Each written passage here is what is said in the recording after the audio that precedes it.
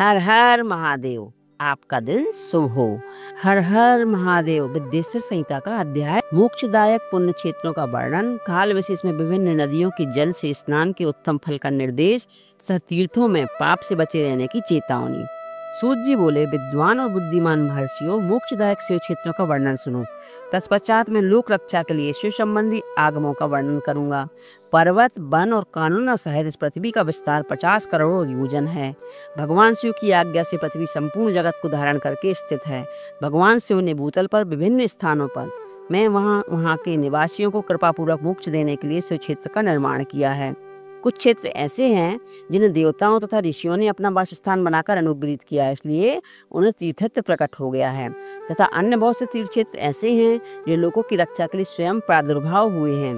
तीर्थ और क्षेत्र में जाने पर मनुष्यों को सदा स्नान, दान और जप आदि करना चाहिए, अन्यथा वह रोग, दरिद्रता तथा मुक्ता आदि दोषी का भागी होता है। जो मनुष्य इस भारतवर्ष में के भीतर मृत्यु को प्राप्त होता है, वह अपने पुण्य के फल से ब्रह्मलोक में वास करके पुण्य क्षय के पश्चात पुनः मनुष्य योनि में ही जन्म लेता है। पापी मनुष्य पाप करके दुर्गति में पड़ता है। ब्राह्मणों, पुण्य क्षेत्र में पाप कर्म किया जाए तो वह और भी दृढ़ हो जाता है, तथा पुण्य क्षेत्र में निवास करते समय सूक्ष्म से सूक्ष्म अथवा थोड़ा सा भी पाप ना करें। सिंधु और सतलज नदी के तट पर बहुत से पुण्य क्षेत्र हैं। सरस्वती नदी परम पवित्र और 8 मुख वाली कही गई है, अर्थात उसकी 60 धाराएं हैं। विद्वान पुरुष सरस्वती के उन दोनों धाराओं के तट पर निवास करें, क्रमशः ब्रह्मपद को पा लेता है। हिमालय पर्वत से निकली हुई पुण्यसलिला गंगा 100 मुख वाली नदी है। उसके तट पर काशी, प्रयाग आदि अनेक पुण्य क्षेत्र हैं। वहाँ मकर राशि के सूर्य होने पर गंगा की तट भूमि पहले से भी अधिक प्रशस्त एवं पुण्यदायक हो जाती है। क्षोणभद्र नद की 10 धाराएं हैं। बृहस्पति के मकर राशि में आने पर अत्यंत पवित्र और अभीष्ट फल देने वाला हो जाता है। उस समय वहाँ स्नान और उपवास करने से विनायक पद की प्राप्ति होती है। पुण्यसलिला महानदी नर्मदा के 24 मुख स्रोत हैं। उसमें स्नान तथा उनके तट पर निवास करने से मनुष्यों को वैष्णव पद की प्राप्ति होती है। तमसा के 12 तथा रेवा के 10 मुख हैं। परम पुण्यमयी गोदावरी के 21 मुख बताए गए हैं।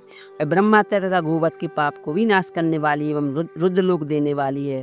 कृष्णवेदी नदी का जल बड़ा पवित्र है। वह नदी समस्त पापों को नाश करने वाली है। उनके 18 मुख बताए गए हैं। विष्णु लोक प्रदान करने वाली है। तुंगभद्रा के 10 मुख हैं। वह ब्रह्मलोक देने वाली है। पुण्यसलिला स्वर्ण मुखनी के 9 मुख कहे गए हैं। ब्रह्मलोक से लौटे हुए जीव उसी के तट पर जन्म लेते हैं। सरस्वती नदी, पंपा सरोवर, कन्याकुमारी, अंतरीप तथा शुभकारक श्वेत नदी, ये सभी पुण्य क्षेत्र हैं। इनके तट पर निवास करने से इंद्रलोक की प्राप्ति होती है। सहा पर्वत से निकली हुई महानदी कावेरी परम पुण्यमयी है। इसके 27 मुख बताए गए हैं। संपूर्ण अभीष्ट वस्तुओं को देने वाली है। इसके तट पर स्वर्गलोक की प्राप्ति कराने वाला तथा ब्रह्मा और विष्णु का पद देने वाले हैं।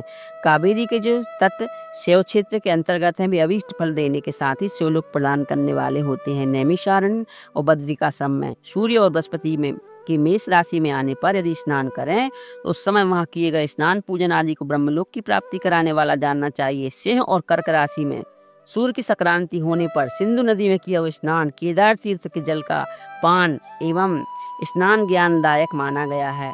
जब बृहस्पति सिंह राशि में स्थित हो उस समय सिंह की संक्रांति से युक्त भाद्रपद मास में यदि गोदावरी के जल में स्नान किया जाए तो वह शिवलोक की प्राप्ति कराने वाला होता है। ऐसा पूर्व काल में स्वयं भगवान शिव ने कहा था। जब सूर्य और बृहस्पति कन्या राशि में स्थित हो तब यमुना और क्षोणभद्र में स्नान करें। वह स्नान धर्मराज तथा गणेश जी के लोक में महान भोग प्रदान कराने वाला होता है। यह महर्षियों की मान्यता है। जब सूर्य और बृहस्पति तुला राशि में स्थित हो तो उस समय कावेरी नदी में स्नान करें। वह स्नान भगवान विष्णु के वचन की महिमा से संपूर्ण अभिष्ट वस्तुओं को देने वाला माना गया है। जब सूर्य और बृहस्पति वृश्चिक राशि पर आ गए तो मार्गशीर्ष अघन के महीने में नर्मदा नदी में स्नान करके विष्णु लोक की प्राप्ति कर सकते हैं। सूर्य और बृहस्पति के धनु राशि में स्थित होने पर स्वर्ण मुखरी नदी में स्नान किया स्नान शिवलोक प्रदान कराने वाला होता है, जैसा कि ब्रह्मा जी का वचन है। जब सूर्य और बृहस्पति मकर राशि में स्थित हो उस समय माघ मास में गंगा जी के जल में स्नान करना चाहिए। ब्रह्मा जी का कथन है वह स्नान शिवलोक की प्राप्ति कराने वाला होता है। शिवलोक के पश्चात ब्रह्मा और विष्णु के स्थानों पर सुख भोगने पर अंत में मनुष्य को ज्ञान की प्राप्ति हो जाती है। माघ मास में तथा सूर्य के कुंभ राशि में स्थित होने पर फाल्गुन मास में गंगा जी के तट पर किया हुआ श्राद्ध, पिंडदान अथवा तिलोदक दान पिता और नाना दोनों कुलों को पितरों की अनेक पीढ़ियों को उद्धार कराने वाला माना गया है। सूर्य और बृहस्पति जब मीन राशि में स्थित हों तब कृष्ण बेड़ी नदी में किए गए स्नान की ऋषियों ने प्रशंसा की है। उन महीनों में पूर्वोक्त तीर्थों में किया हुआ स्नान इंद्रपद की प्राप्ति कराने वाला होता है। विद्वान पुरुष गंगा तथा कावेरी नदी का आश्रय लेकर तीर्थवास करें। ऐसा करने से तत्काल किए हुए पाप का निश्चय ही नाश हो जाता है। रुद्रलोक प्रदान करने वाले बहुत से क्षेत्र हैं। ताम्रपर्णी और वेगवती, ये दोनों नदियां ब्रह्मलोक की प्राप्ति का रूप फल देने वाली हैं। इन दोनों के तट पर कितने ही स्वर्णदायक क्षेत्र हैं। इन दोनों के मध्य में बहुत ही पुण्यमय क्षेत्र हैं, जहाँ निवास करने वाला विद्वान पुरुष वैसे ही फल का भागी होता है।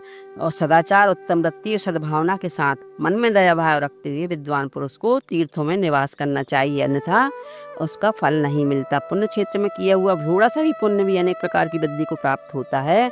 वहाँ की अगर छोटा सा पाप भी महान हो जाता है। यदि पुण्य क्षेत्र में रहकर भी जीवन बिताने का निश्चय हो तो पुण्य संकल्प से उसका पहले सारा पाप काल नष्ट हो जाएगा, क्योंकि पुण्य को ऐश्वर्यदायक कहा गया है।